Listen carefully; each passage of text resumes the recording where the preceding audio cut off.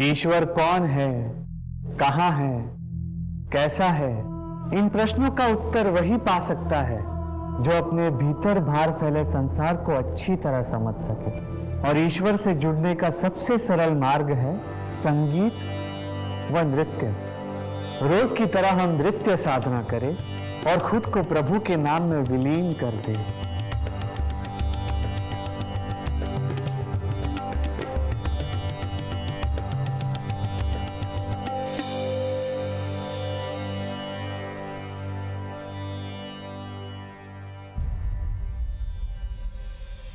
ठहरिए। आपको ज्ञात नहीं, प्रभु ब्रह्मचारी इच्छानंद सरस्वती जी महाराज के विश्राम गृह के आसपास महिलाओं का प्रवेश निषेध है। मुझे बाबा जी से बात करनी है, एक बार बात करवा दीजिए। बाबा महिलाओं से अकेले नहीं मिलते। आपके साथ कोई पुरुष या सगा संबंधी आया है? बाबा जी। पाप मत करो। बोलिए, क्या परेशानी है आपकी? बाबा जी, मैं आपकी बहुत बड़ी भक्त हूँ। आपके आशीर्वाद से मैंने और मेरे पति ने बहुत तरक्की की है। हाल ही में हम लोगों ने एक घर खरीदा है। हम चाहते हैं कि आप हमारे घर आके पूजा करें। हम आपके साथ ही गृह प्रवेश करना चाहते हैं। आप अपने पति को हमारे पास भेज दीजिए, हम अवश्य चलेंगे। ठीक है?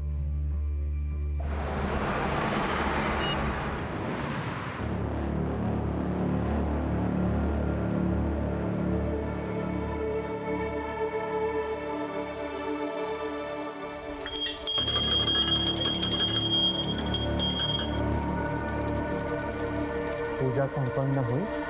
अब हम आपसे विदा लेते हैं। बाबा जी, इतनी कड़ी धूप में आप वापस गाजियाबाद जाएंगे, वो भी खाली पेट? नहीं बाबा जी, मैंने आप सभी के लिए भोजन का इंतज़ाम किया है बाबा जी। बाबा जी, मैंने बिना प्याज लहसुन मसाले का खाना पकाया है, बिल्कुल सात्विक है। अगर आप भोग लगाएंगे तो हम सब खाना खा पाएंगे।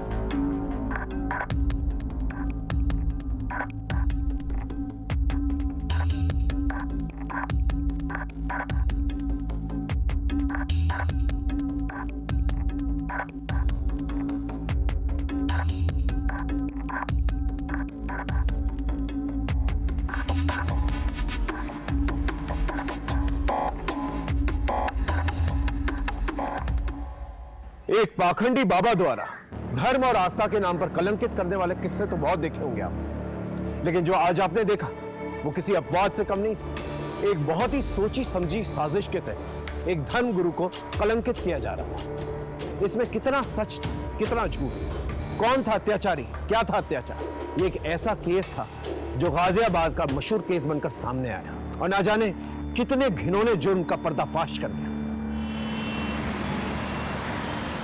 तो चेयरपर्सन मैडम, आपके हेल्प के लिए थैंक यू। मैं घर के बाहर तो एक लड़ाई जीत गई, लेकिन अपनों से हार गई हूँ। ऑफिस, गली, मोहल्ले, हर जगह उसकी वजह से नाक में दम हो गया है। मेरे माँ बाप, फ्रेंड्स, रिलेटिव कोई मेरे साथ नहीं है। मैं अकेली पड़ गई हूँ और सोचती हूँ कि मैं जिंदा क्यों हूँ।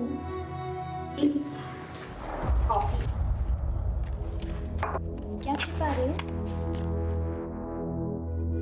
दी, ये आप लिख रही हो जो अपने स्कूल की टॉपर, अपने कॉलेज की टॉपर, अपने कॉलेज यूनियन की प्रेसिडेंट रह चुकी है।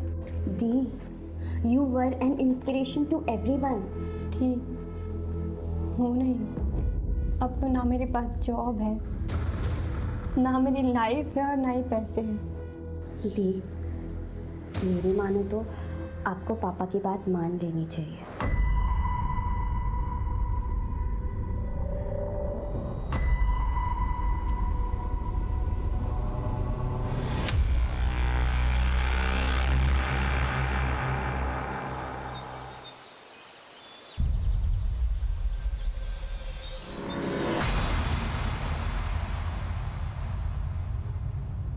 हटो मेरे रास्ते से। देखो रितु, मैं फिर तुम्हें कह रहा हूँ, केस वापस ले लो, तुम्हारी लाइफ फिर पहले जैसे नॉर्मल हो जाएगी। तू हटेगा मेरे रास्ते से या मैं पुलिस को बुलाऊं? उम्र भर अपने भाई की तरह जेल में सड़ेगा। हटो।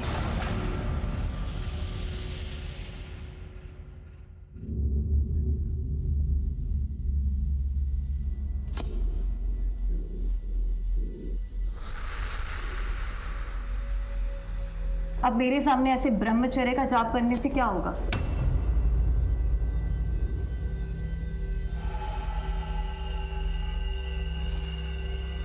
आपकी मनसा क्या है? आपको मैंने कितना समझाया लेकिन आप तो माने ही नहीं। आप तो अपनी भक्ति और शक्ति से सबके दिल जीतते रहे। ऐसे थोड़े ना चलता है। मैंने अपना शरीर लुटाया है, ऐसे थोड़ी ना चुप रहूंगी। लीजिए, अगर ये चुप बैठ भी गई तो हम चुप नहीं बैठने वाले। क्यों गजेंद्र? मैं चुप नहीं हूँ बाबा जी। वीडियो क्लिप न्यूज चैनल्स भेजने को तैयार है। कुछ MMSB भक्तों तक वायरल हो जाएंगे। फिर तो प्रभु देवता से दानव कहलाएंगे। आपको क्या चाहिए? सिर्फ 4 करोड़।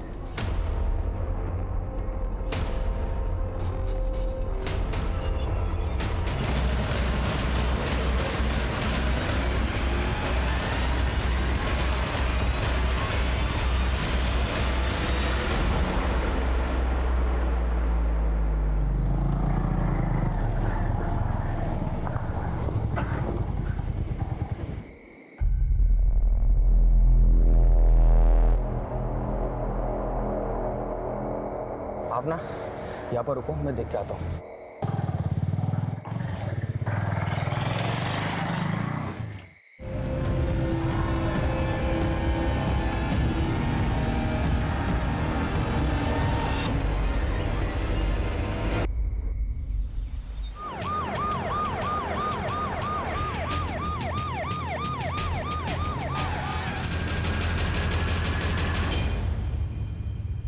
पर मुझे लग रहा है इस सब में दीपेश या उसकी फैमिली का इन्वॉल्वमेंट हो सकता है, क्योंकि ऋतु बादल की वजह से उसकी फैमिली को काफी जिल्लत झेलनी पड़ी थी। क्या नाम था लड़के का? दीपेश तोमर सर। क्या हुआ? अभी भी जेल में। केस की सुनवाई हो चुकी है लेकिन केस का फैसला आना बाकी है। मोबाइल फोन या पर्स वगैरह कुछ मिला? No sir.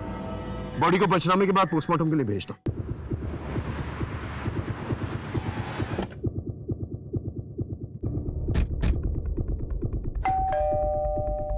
सर हम क्यों उस लड़की को मारेंगे या मरवाएंगे?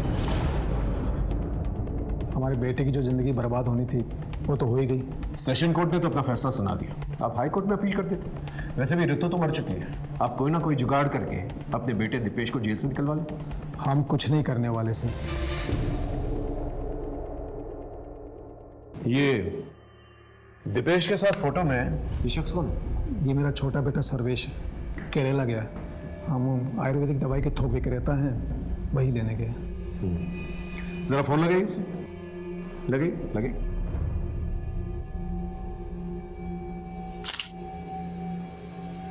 The number you are trying to call is currently switched off. Sir switch off. Switch off. एक काम करो, इनके फिंगरप्रिंट्स लो।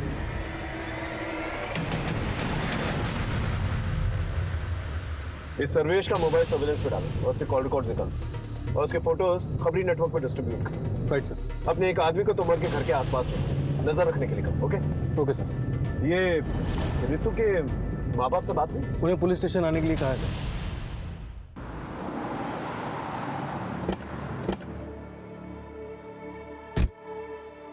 सर मेरी बेटी लड़ाई लड़ते लड़ते थक गई थी, फिर भी उसे किसी ने मार दिया। हमारी ऋतु बचपन से ही दिमाग तेज और निडर लड़की थी, लेकिन इस रेप केस वाली घटना के बाद उसे और हमें सबको तोड़ के रख दिया था सर। उसने कुछ बताया था कि वो उस रात कहाँ गई? उससे ज्यादा कुछ पूछते नहीं थे सर। उससे कुछ पूछते तो वो जल्दी चिढ़ जाते थे। मेरी बेटी अंदर से बहुत ही टूट गई थी। सर, ये लेटर रितु दीदी के डेस्क से मिला था।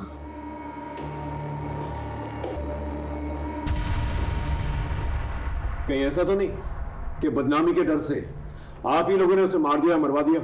ऐसा नहीं है सर, मुझे अपनी बेटी ऋतु से बहुत उम्मीदें थी। मैं अपनी उम्मीदें हार गया था, इसलिए सर मैं बहुत परेशान हो गया था। ऋतु की बेहतरी के लिए हमसे जो बन पड़ रहा था, जो कर सकते थे सर, हमने बहुत कोशिश की।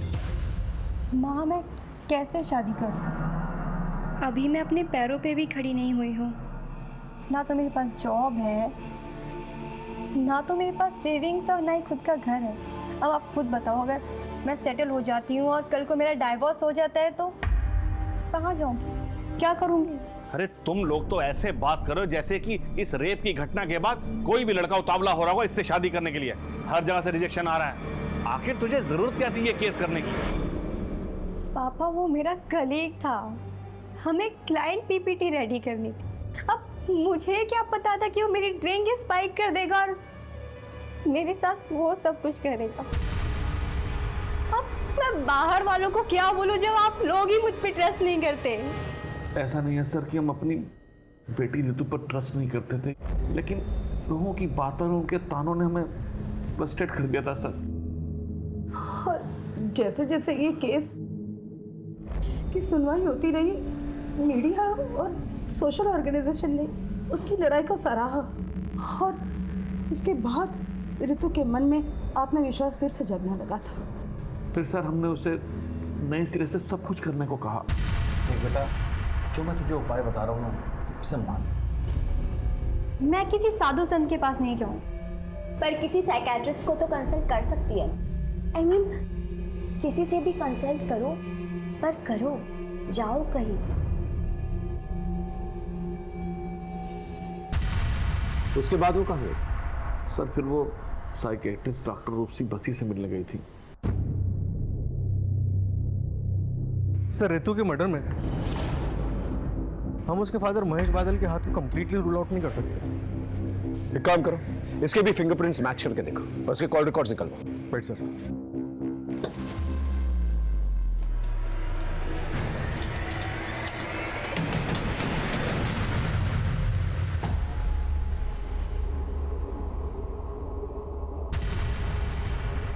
पिछले महीने का चढ़ावा आप पहले ही ले जा चुकी हैं। अब जो कुछ भी जमा पूंजी है यही है। प्रणव, ये हमारे आश्रम के गहने पैसे हैं, ये हम ऐसे ही किसी को नहीं दे सकते। आप रहेंगे, आपकी आस्था रहेगी, तभी तो ये आश्रम रहेगा।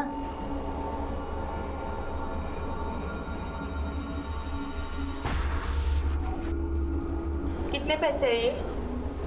कुल 25 लाख। और बाकी के पैसे? इससे ज्यादा नहीं मिल सकता। बाबा के टट्टू, तुम ज्यादा मत बोलो। अगर आप पीछे की जमीन का एक छोटा सा हिस्सा बेच देंगे ना, तो किसी को कुछ पता नहीं चलेगा।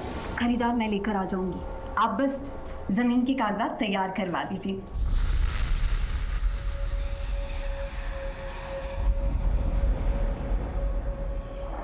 हाँ जी, मैं ऋतु बादल की साइकेट्रिस्ट हूँ। ऋतु मेंटली बहुत स्ट्रांग थी। मेडिटेशन और रनिंग से वो क्विकली रिकवर कर रही थी। डॉक्टर, आज तो रनिंग करते वक्त मेरे पीछे मेरे रेपिस्ट का भाई पड़ गया था। व्हाट? लेकिन मैंने उसे डांट कर भगा दिया। मैंने बोला कि मैं पुलिस में कंप्लेंट कर दूंगी। That's great. ऐसे ही अपनी जीने की चाहत और जोश को बनाए रखो। बस 3-4 सेशन और फिर तुम्हें मेरे पास भी हफ्ते में 2 बार आने की जरूरत नहीं है, महीने में 1 बार आ जाना। एक्चुअली मैं भी आपको यही बताने वाली थी कि अब आगे से मैं आपके पास नहीं आ पाऊंगी, क्योंकि मुझे मेरे स्पिरिचुअल गुरु मिल गए हैं। उनसे बातें करना, उनकी बातें सुनना मुझे बहुत अच्छा लगता है। उस गुरु के बारे में कुछ बताया था उसने? वो कौन था? उसका नाम क्या था? इच्छानंद सरस्वती जी।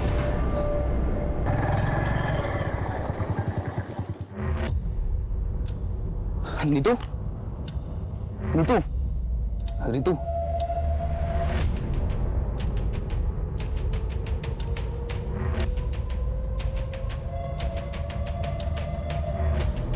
ऋतु, आई एम सॉरी।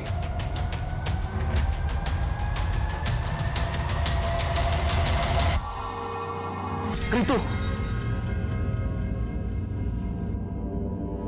क्या हो भाई, फिर से कोई बुरा सपना देखा क्या? आप भूल क्यों नहीं जाते कि आप गाजियाबाद में नहीं हो, बल्कि अपने घर ऋषिकेश में हो?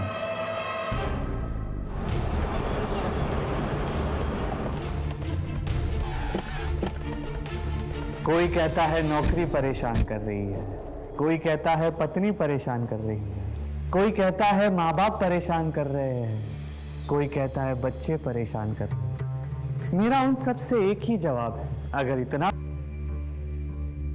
क्षमा चाहता हूँ, आप लोगों को नीचे बैठना पड़ रहा है। जी ऋतु बादल आपकी शिष्य थी मतलब? जी उसका मर्डर हो गया। ओम शांति।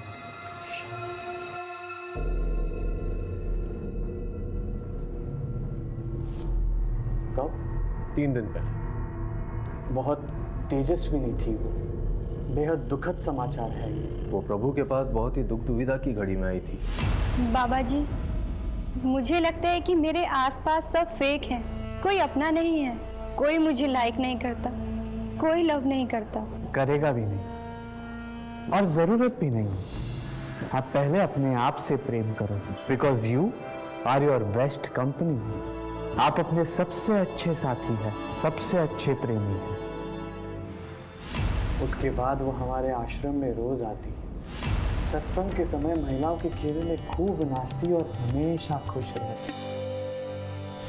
उसके बाद मैंने सुना कि वो भोजनालय में अपनी सेवा देती, बागबानी करती, चिड़ियों को दाने डालती। जब उसने आश्रम आना बंद कर दिया तो आपने उसके माँ बाप से पूछा नहीं कि वो क्यों नहीं आ रही? ये तो खुला आश्रम है, ना किसी को आने की मनाही है ना जाने की। वैसे ऋतु बादल में आपने क्या खास नोटिस किया था? लोग कहते हैं कि आश्रम में आने के बाद वो हमेशा खुश रहती थी, जीवन को एक नए सिरे से अपना रही थी। ऐसे में उसकी हत्या हो जाना, ये बहुत दुर्भाग्यवश है। आज के ज़माने में बाबा कितने भी अच्छे हैं, मुझे विश्वास है आपने एक आदमी को इस आश्रम के पास तैनात रखा। ये सर्वेश के बारे में कुछ पता चला? नहीं सर, उसका फ़ोन भी बन जा रहा है और वो घर पे भी नहीं है। एक काम करो, दीपेश से मिलने के लिए, उससे पूछताछ करने के लिए जेल में एक एप्लीकेशन डालो और ये पता करो ये सर्वेश दीपेश के साथ मिलकर जेल में कुछ प्लान तो भी कर। Right sir.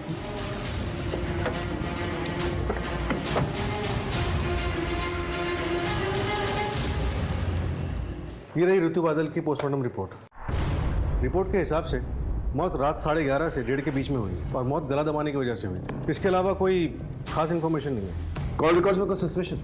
नो सर, लेकिन ऋतु का फ़ोन मौत के ठीक 1 महीने पहले से दिन में काफ़ी टाइम के लिए बंद रहने लगा। लोकेशन चेक किया? कहाँ ऑन हुआ कहाँ ऑफ हुआ? सर बाबा के आश्रम में ऑफ होता था और घर में ऑन होता था।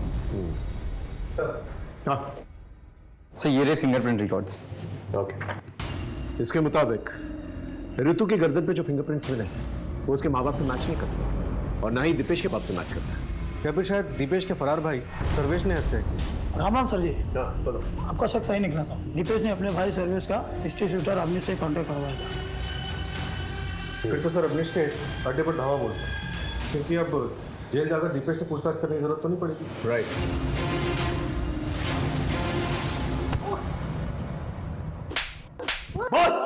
बता दो सब सर्वेश मुझे मिला था और उसने ऋतु बादल को मारने की बात भी किया था मुझसे। तूने उसे मार डाला? नहीं, मैंने नहीं मारा था, क्योंकि एक रोज पहले वो मुझे एडवांस के पैसे देने वाला था, लेकिन पैसे लेके वो आया ही नहीं। फिर दूसरी सुबह हमें पता चला कि उस लड़की की मौत हो गई। सच बोल रहा है? भगवान की कसम साहब, सच बोल रहा हूँ। ये सर्वेश तुमर के बारे में पता कर।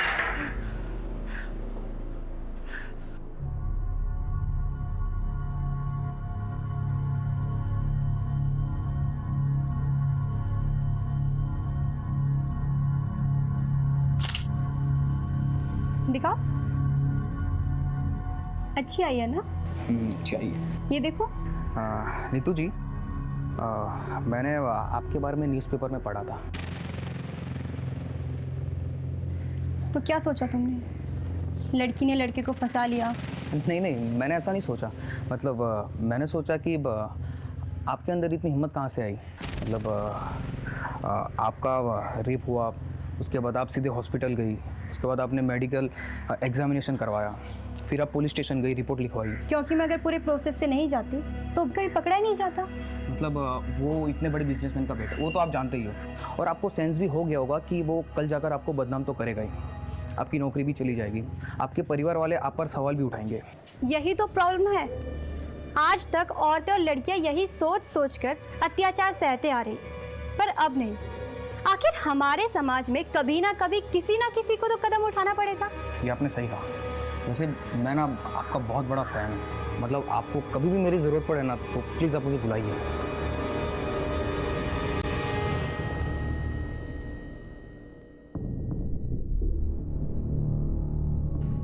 ऋतु बादल ने AA एंटरप्राइजेस के खिलाफ केस दर्ज किया, लेकिन क्यों?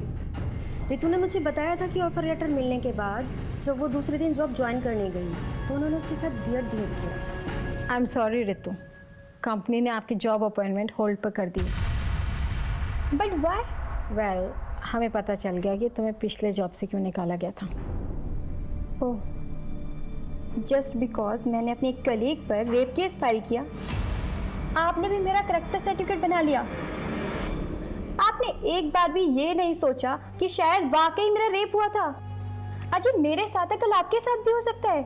I can understand Ritu, but frankly speaking her company के टॉप मैनेजमेंट मर्द होते हैं एंड ऑफ द रिकॉर्ड हमारे MD को तुम्हें अपॉइंट करने में रिस्क लग रहा है। सीरियसली? आपकी कंपनी तो अपने आप को वीमन फ्रेंडली क्लेम करती है ना, लेकिन आज पता चला आपकी कंपनी की पॉलिसीज भी ड्यूबियस है और आपकी कंपनी भी बाकी की कंपनियों की तरह हिपोक्रेट है। आपने बिल्कुल अच्छा नहीं, मैं आपको ऐसे नहीं छोड़ूं, मैं इस कंपनी को कोर्ट में सू करूंगी।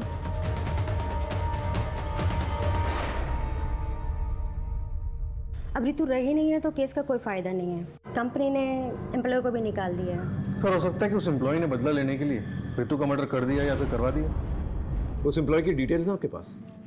ये इसका बायोडेटा। सोनल गुनात्रा। मेरी कंपनी ने मुझे सिर्फ एक पंचिंग बैग के जैसे यूज़ किया है। मेरे MD ने खुद एक पेपर लाके दिखाया था मुझे, जिसमें लिखा था कि ऋतु ने पिछली कंपनी पर एक रेप केस डाला और मुझसे उन्होंने कहा कि ऋतु को जॉब से बाहर निकाल दो। फिर बाद में जब ऋतु ने इस कंपनी पर केस डाला तो मेरे MD ने कंपनी की इमेज को साफ सुथरा रखने के लिए मुझे जॉब से बाहर निकाल दिया और कहा कि ऋतु को एम्प्लॉय करने का डिसीजन मेरा पर्सनल डिसीजन था, ना कि कंपनी का डिसीजन। आप 10 तारीख को रात को 11:30 बजे से 1:30 बजे के बीच में कहाँ थी? सर, मैं अपने PG में थी, गौतम नगर में। ठीक है, आप जा सकते। इसके स्टेटमेंट को क्रॉस चेक करो, देखो ये सच बोल रही है। ऋतु मर्डर केस में हमारे पास कोई ठोस सबूत नहीं था, लेकिन हमारे शक के दायरे में ऋतु के माँ बाप, रेपिस्ट दीपेश तुमर उसका बाप और उसका भाई सोनाल गुनात्रा और साथ ही साथ ब्रह्मचारी इच्छानंद सरस्वती का वो आश्रम था। क्योंकि हमारे पास कोई ठोस सबूत नहीं था, इसलिए हम किसी को अरेस्ट नहीं कर सकते थे। सर्वेश तुमर अभी भी लापता था, लेकिन यह पता लगाने के लिए कि उसने मर्डर किया है कि नहीं, हमने उसके पर्सनल टूथब्रश को फिंगरप्रिंट्स एनालिसिस के लिए भिजवा दिया था और इसी बीच हमें एक लीड मिली। हेलो साइबर सेल, ऋतु बादल की इंफॉर्मेशन शेयर की थी मैंने, उसका कुछ पता चला? इंफॉर्मेशन करेक्ट है, थैंक यू सर। एक सुराग मिला है, ये देखिए। ऋतु बादल का सोशल मीडिया पे 2 अकाउंट्स हैं, एक ये और एक ये। एक नॉर्मल ऋतु बादल के नाम से और एक योगिनी ऋतु बादल के नाम से। तुम कहना क्या चाहते हो? सर, ये दोनों अकाउंट्स 2 अलग अलग नंबर से लिंक हैं। इसका मतलब ऋतु बादल ने अपने अंदर बदलाव महसूस किया, इसलिए उसने एक नया नंबर। सर, साइबर सेल से ये दूसरा नंबर मुझे जल्दी मिल जाएगा। इसके बाद मैं इसकी कॉल डिटेल्स और इसकी लोकेशन डिटेल्स दोनों निकलवा दूँ। गुड।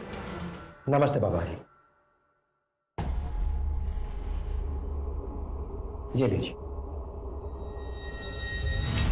परेशान ना हो बाबा जी, मैं सलोनी जी की कोई बात टाल नहीं सकता। जमीन पे कंट्रोल आपका ही रहेगा। मुझे लंदन हेड ऑफिस को नए नए इन्वेस्टमेंट दिखाने होते हैं, वो मैं दिखा दूंगा और इस तरह आपके पैसों की प्रॉब्लम भी सॉल्व हो जाएगी। और फिर जब आपके पास पैसे आ जाएंगे आप अपनी ज़मीन वापस ले लीजिएगा।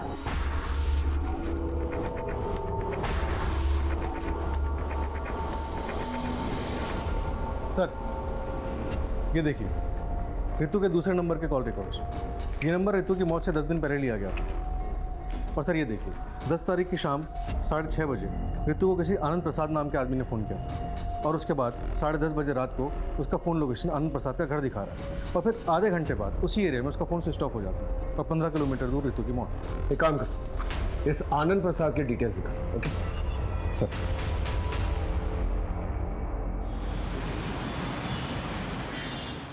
मिस्टर आनंद प्रसाद इस लड़की को जानते हैं? हाँ हाँ, ये तो वही लड़की है जो मेरे पास जॉब के लिए आई थी। Hello sir. बैठो बैठो। आप मिलने के लिए बहुत डेस्परेट थे मिस रितु? एक्चुअली सर, आपकी कंपनी की अपॉइंटमेंट के बारे में मुझे आज ही पता चला, तो मैंने सोचा कि वैकेंसी फुल होने से पहले मैं आपसे आके घर ही मिल लूँ। कितनी देर तक थी आपके घर पे? तकरीबन आधे घंटे में। उसके तुरंत बाद उसका मोबाइल नेटवर्क ऑफ हो जाता है। उसके आधे घंटे की दूरी पे उसका मर्डर हो जाता है। क्या बात कर रहे हैं आप? मैंने तो उसे जॉब पे रखने का मन बना लिया था। ठीक है, थैंक यू वेरी मच, आप जा सकते हैं। सर वैसे तो ये आनंद प्रसाद एमडी है, लेकिन मुझे इस पे भी शक हो रहा है।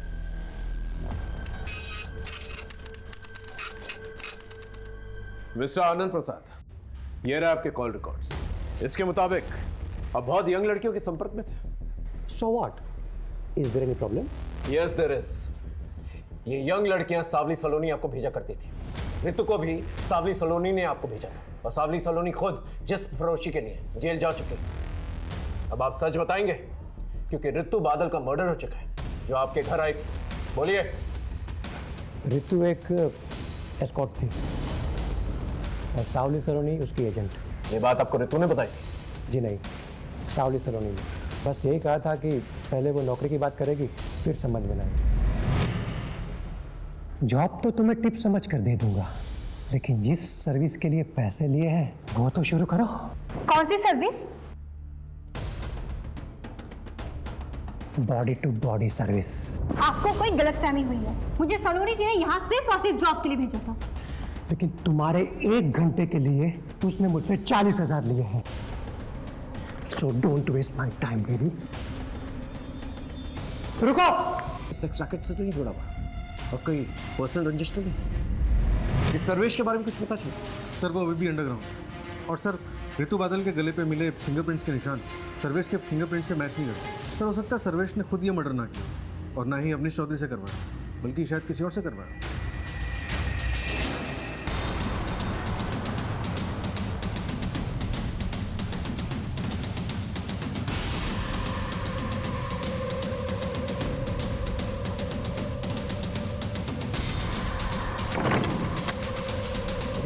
क्या हुआ? बाहर पुलिस आई है। पुलिस? तोड़ दो। पुलिस आ गई। छापा पड़ गया। भागो।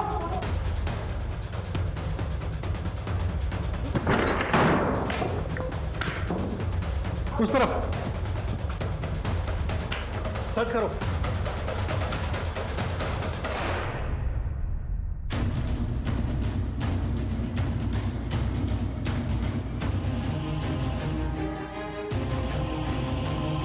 सर एक हार्ड डिस्क मिला है और इसके अलावा सारा सामान रेगुलर है। ठीक।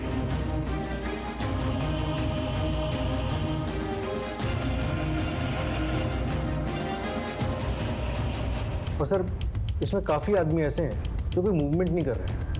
ऐसा लगता है जैसे बेहोशी की हालत में। सर एक और वीडियो है।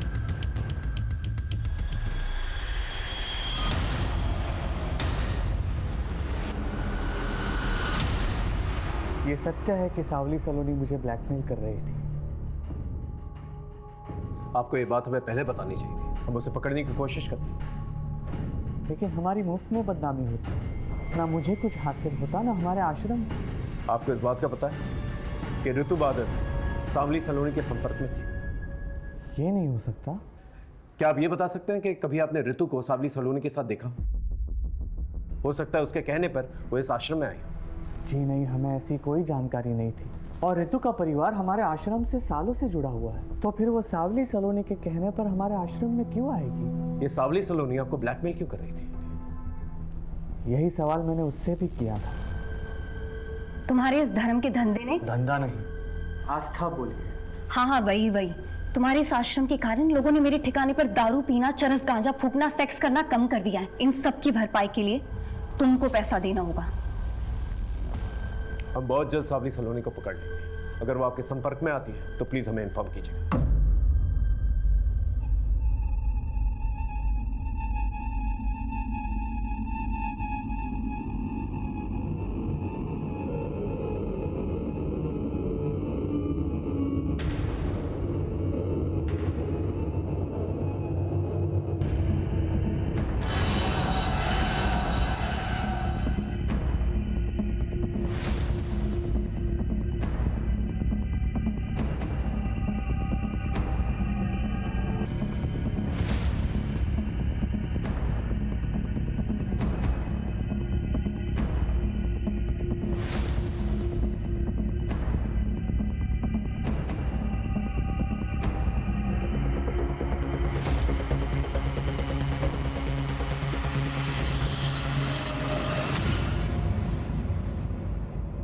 सर मैंने रितु बादल, सावली सलोनी और आनंद प्रसाद इनके कॉल रिकॉर्ड्स को क्रॉस चेक किया और सर एक नंबर कॉमन पाया।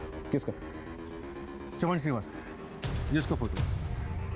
ये नंबर हरिद्वार के एड्रेस पर रजिस्टर्ड और सर इस नंबर की कॉल लोकेशंस और रितु की कॉल लोकेशंस सब मैच करते हैं और रितु के मर्डर साइट से भी मैच करते हैं। और मर्डर के बाद? मर्डर के बाद 2 दिन पहले तक इसका लोकेशन ऋषिकेश ही दिखा रहा है। एक काम करो, तुम ऋषिकेश जाओ, बस चमन के बारे में पता सर।